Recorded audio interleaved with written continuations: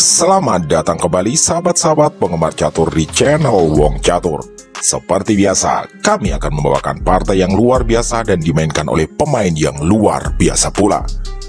Ada catatan pra pertandingan yang menarik di partai ini, yaitu Grandmaster Valentin Dragnev belum pernah terkalahkan di ronde-ronde sebelumnya sampai dengan ronde ke-7 di sebuah turnamen yang dilangsungkan di Budapest, Hungaria pada tanggal 18 September 2024.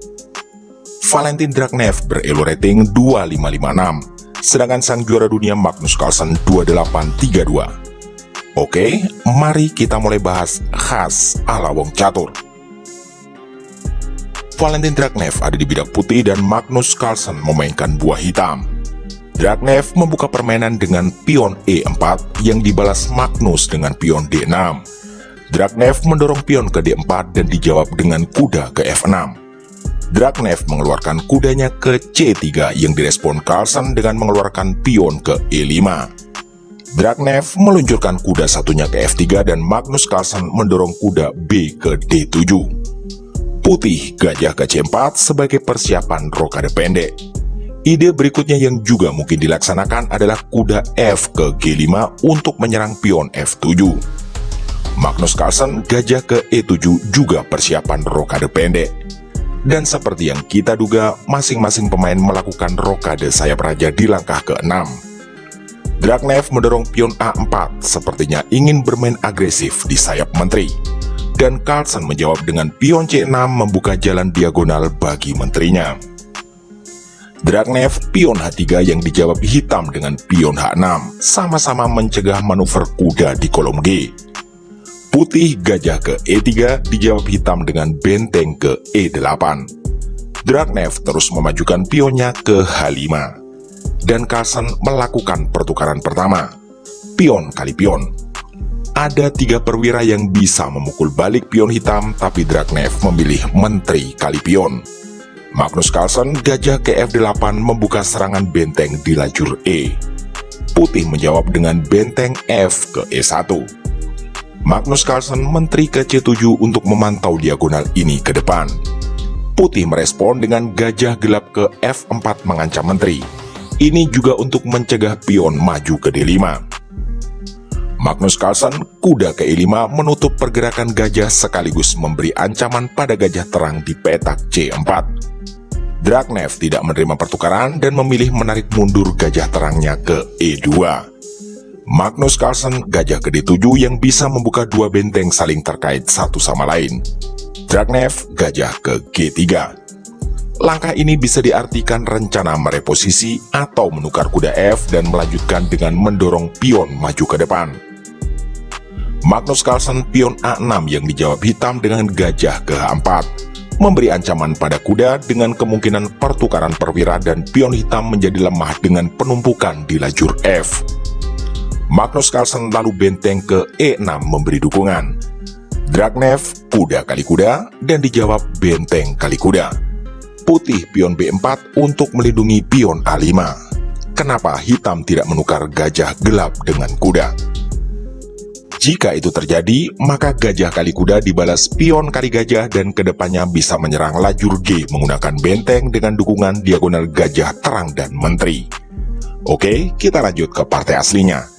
Setelah putih pion B4, hitam menumpuk bentengnya ke E8. Lagi-lagi Valentin Dragnev punya opsi gajah kali kuda, tapi dia memilih gajah ke G3 menyerang benteng dan menurut analisa komputer ini adalah langkah yang bagus.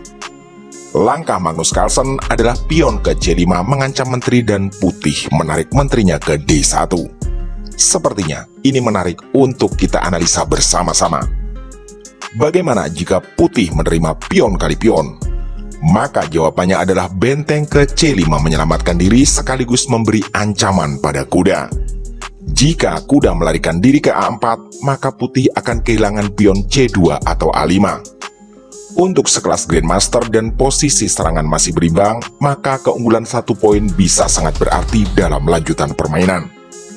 Baiklah, kita kembali ke permainan aslinya. Di sini Magnus Carlsen membuat langkah yang sangat menarik pula. Dia tidak menyelamatkan benteng, tapi lebih memilih pion kali pion mengancam kuda. Hal ini diterima Putih yang langsung gajah kali benteng dan dibalas pion kali gajah. Putih kuda ke D5 mengancam menteri sekaligus menawarkan pertukaran kuda. Carlsen menerima kuda kali kuda dan dijawab pion kali kuda. Magnus Carlsen mendorong pion ke E4 untuk mengambil banyak ruang sekaligus mempersempit ruang gerak gajah terang milik Valentin Draknev. Putih menjawab gajah ke G4 menawarkan pertukaran. Hitam membuat jawaban agresif dengan mendorong pion F5 menyerang gajah sekaligus melindungi pion satunya. Putih gajah ke H5 mengancam benteng. Hitam menjawab benteng ke C8 menambah tekanan pada pion C2. Draknev merespon dengan langkah sangat menarik yaitu mendorong pion ke D6. Mari kita tahan sejenak dan sama-sama menganalisa. Apa yang akan terjadi jika hitam menteri kali pion C2? Maka putih menteri D5 skak sekaligus mengancam pion B7. Setelah hitam menyelamatkan raja, putih menteri kali pion dan memberi ancaman pada pion dan gajah. Jika putih gajah terang melindungi pion ke B5, maka akibatnya bisa fatal karena pion D semakin mendekati petak promosi. Oke, kita kembali ke permainan aslinya, di mana Carlsen menjawab dengan menteri ke C5 mencegah menteri hitam bergerak ke D5. Putih pion C3 membuka jalur serangan diagonal menteri dengan mengorbankan pion.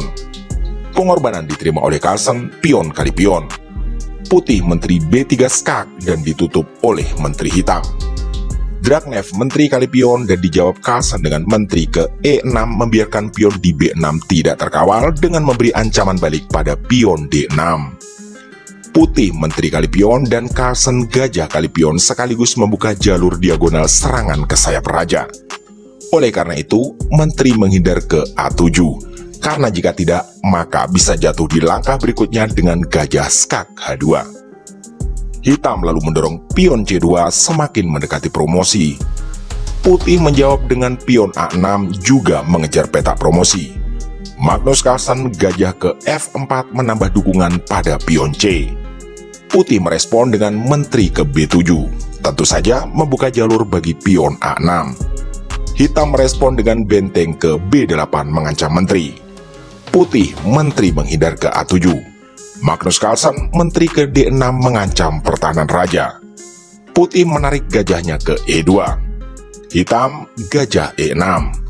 Putih gajah ke F1 membuka kembali jalur vertikal benteng E. Carlsen menggeser raja ke H7 mencari tempat yang lebih aman. Draknev lalu benteng E ke C1 mengorbankan diri untuk mencegah pion promosi karena posisi semakin berbahaya. Pengorbanan diterima, gajah kali benteng yang dijawab benteng kali benteng. Magnus Carlsen benteng ke B1 menawarkan pertukaran yang dijawab putih dengan menteri ke E3 memberi dukungan pada benteng. Di sini ada yang sangat menarik teman-teman. Kenapa putih tidak memukul pion C2 yang tampak gratis? Kembali, kami menantang sahabat-sahabat semua untuk menemukan jawabannya dalam 5 detik.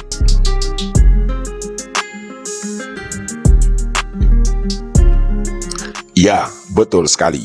Jika benteng kali pion, maka benteng kali gajah skak, raja kali benteng dan menteri ke D1 skakmat.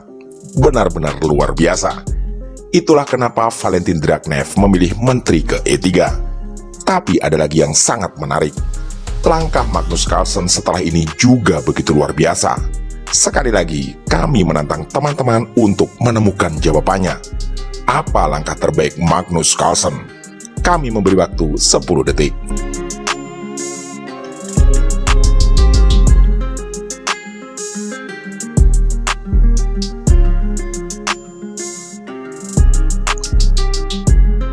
Selamat bagi sahabat-sahabat yang menemukan langkahnya. Magnus Carlsen melakukan langkah brilian dengan menteri ke D1.